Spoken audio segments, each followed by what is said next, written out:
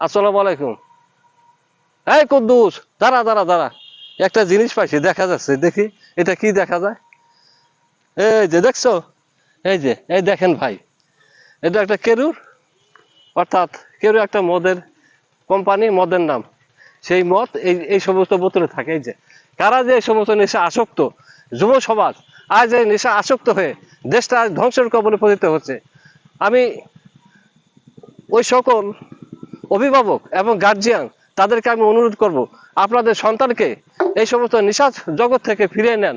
যদি আপনারা ভালো চান এবং সন্তানের ভালো চান, তবেই আপনি ভালো থাকবেন, ওই ছেলের ভবিষ্যৎ ভালো হবে।